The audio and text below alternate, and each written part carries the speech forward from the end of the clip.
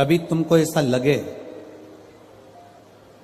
आप लोगों के जीवन में भी कभी ऐसा लगे कि मुझे भोलेनाथ जी का आज तक दर्शन नहीं हुआ, मुझे राम जी का आज तक दर्शन नहीं हुआ, मुझे आज तक भगवान कृष्ण का दर्शन नहीं हुआ, मुझे आज तक भगवान का दीदार नहीं हुआ, भगवान का दर्शन नहीं हुआ। तुम्हारे मन में अगर कभी ऐसा लगे तो एक बार 7 दिन का पूरा नियम ले लो। 7 दिन का पूरा नियम। कैसा नियम?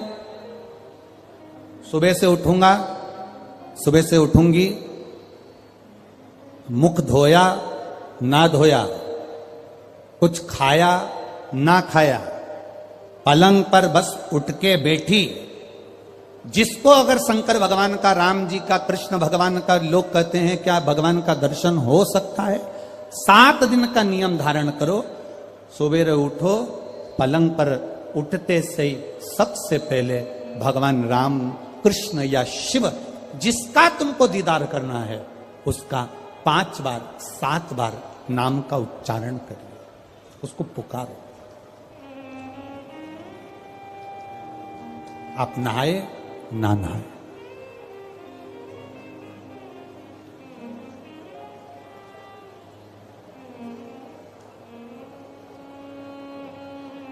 एक पत्र कल आया था, दतिया की कोई माताजी ने लिखा था। पत्र बड़ा अच्छा था और उस पत्र से केवल दतिया वालों का नहीं, संपूर्ण जितने श्रोता कथा सुन रहे हैं सबके लिए उस पत्र में बात है। केवल एक दतिया वालों के लिए नहीं, संपूर्ण। उस पत्र में किसी ने, माताजी ने लिखा था, गुरुजी हमें यह पूछना है कि हम स्त्री हैं, हम नारी हैं, और स्त्री महीने में रजो धर्म से हो जाती है, रजस्वला हो जाती है। कल का पत्र है वो। स्त्री रजो धर्म से हो जाती है, रजस्वला हो जाती है, रजो धर्म में आ जाती है महीने में। गुरुदेव, उस समय पर वो ना मंदिर जा सकती है,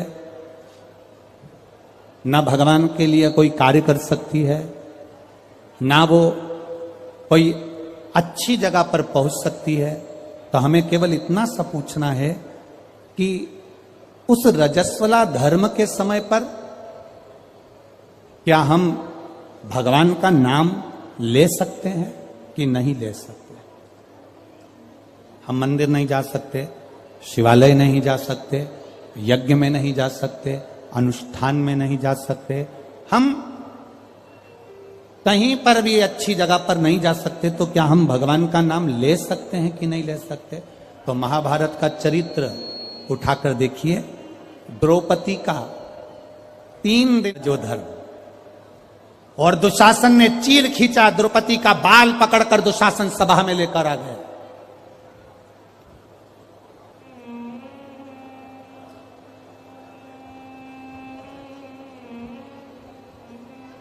तीन दिन का रजो धर्म है द्रौपदी का, और बाल पकड़कर दुशासन सभा में लेकर आए। और द्रौपदी ने सबसे निवेदन करा, द्रौपदी ने सबसे कहा, सबसे प्रार्थना करी, सबसे बोला, पर कोई साथ नहीं दिया। तब गुरु बाबा के कहने पर द्रौपदी ने भगवान कृष्ण को पुकारना प्रारंभ करा, भगवान को आवाज लगाना प्रारंभ करा। अब ये प्रश्न का उत्तर है तुम्हारा। पलंग पर भी पड़े हो ना, तो भगवान का नाम लेने में कभी संकोच मत करना। बीमारी में भी पड़े हो ना, भगवान का नाम लेने में कभी संकोच मत करना। बीमारी में, मल और मूत्र में भी पड़े हो तो भगवान का नाम लेने में कभी संकोच मत करना। और अगर आप रजो धर्म में भी हो, पूजन नहीं कर सकते, कहीं जा नहीं सकते, पर नाम लेने में कभी संकोच मत करना, क्योंकि जीवन का क्या भरोसा, जीवन का क्या भरोसा? मंत्र जाप, नाम जाप, स्मरण, भगवान को पुकारना, भगवान का नाम लेना, ये बंद नहीं करना।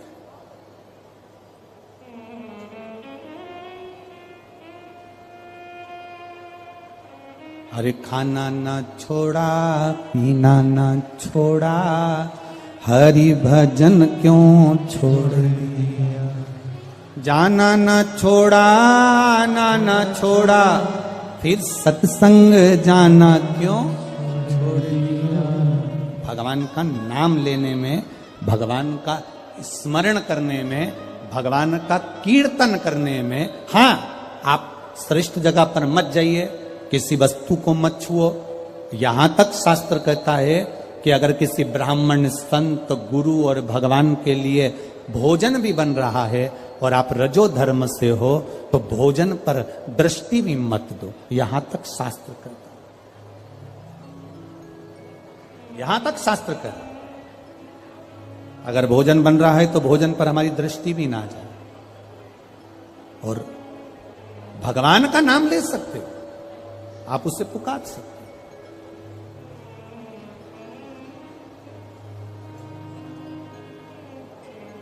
मृत्यु की घड़ी में भगवान ये देखेगा क्या उस समय पर कि ये रजस्वला धर्म में है तो अभी इसको हम मार नहीं सकते, अभी हम इसको ले जा नहीं सकते। मृत्यु की घड़ी में यह नहीं देखा जाएगा। मृत्यु की घड़ी में तो केवल तुम्हारा जो करा हुआ पुण्य है, मृत्यु की घड़ी में तुम्हारा करा गया सत्कर्म है, मृत्यु की घड़ी में तुम्हारा करा गया अच्छा कर्म है, केवल वो तुम्हारे सम्मुख में रहेगा। पुकारो, भगवान के नाम को पुकार सकते हो, बुला सकते हो परमात्मा को, पुकार सकते हो परमात्मा को, बोल सकते हो भगवान को। शिव कथा कर रही। सुयशा ने अपने पिता के कहने पर पार्थिव शिवलिंग का निर्माण किया, पूजन किया। बहुत सावधानी से सुनना, रजस्वला धर्म के अंतर्गत नारी भोजन भी बन रहा है तो उस पर दृष्टि ना दे। रजस्वला धर्म के अंतर्गत नारी पूजन वाली जगह पर ना जाए। रजस्वला धर्म के समय पर नारी अच्छे कर्म की ओर ना जाए।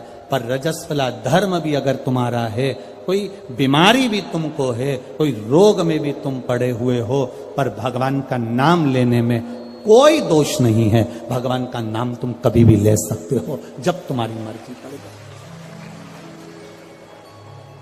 7 दिन का नियम धारण करो।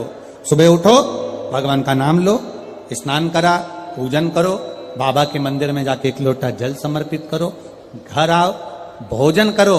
भोजन करने से पहले अपने पास में थोड़ी सी अग्नि, जो तुम्हारे यहां चूल्हे में हो, जो भी अग्नि हो, उसको लेकर जो भोजन की थाली में भोजन है उस थाली के भोजन को निकालकर अग्नि में दीजिए। 1 रोटी निकालकर गौ माता की दीजिए, आधी रोटी जो भी भाग निकाल सकते हो वो स्वान को दीजिए, और फिर बाबा का नाम लेकर प्रसाद समझकर भोजन को ग्रहण करिए।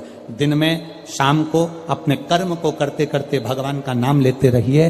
जैसे ही प्रदोष काल आए, शाम का समय आए, भगवान देवाधिदेव महादेव का स्मरण कर कर 1 दीप दरवाजे के बाहर लगाओ और बाबा का भजन करो। 7 दिन जो नियम धारण करता है, 7 दिन में किसी न किसी रूप में मेरा महादेव आकर एक बार दर्शन जरूर देता है, ये निश्चितता है।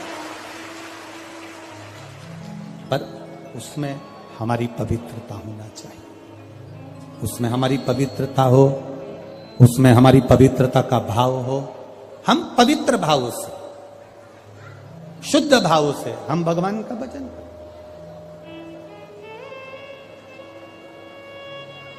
हम तो यहां तक कहेंगे, ये पार्थिव शिवलिंग का आप लोग निर्माण करते हो ना, जितने लोग भी पार्थिव शिवलिंग बनाने के लिए बैठते हो, करोड़ों में शिवलिंग बने, तो बनाते बनाते अगर किसी को उपच भी हो जाए ना, अब मैं थक गई, मैं नहीं बना रही, तो ये बोलने से पहले ही तुम जब शिवलिंग बनाओ और बनाते बनाते तुम्हारे शरीर में ऐसा लगे कि अब मैं थक गई, किसी से मत बोलो कि मैं थक गई, अब मैं नहीं बनाऊंगी, ये मत बोलो। मैं थक गई, ये मत बोलो, या ये मत बोलो कि अब मैं तो नहीं बना रही, अब मैं थक गई, तू चल रही क्या मेरे साथ वापिस, ये भी मत बोलो। आपसे नहीं बन रहा शिवलिंग बनाते हुए, आप बस उस शिवलिंग को बनाकर हाथ जोड़कर बाबा देवाधिदेव महादेव से प्रार्थना करिए, भगवान शंकर से निवेदन करिए, भगवान शिव से प्रार्थना कर कर बाबा से विनती करो, बाबा आपकी कृपा से जितना बन सका मैंने आपके शिवलिंग का निर्माण किया है बाबा। ये आपकी करुणा या आपकी उदारता या आपकी दया है जो ये मैंने बनाया।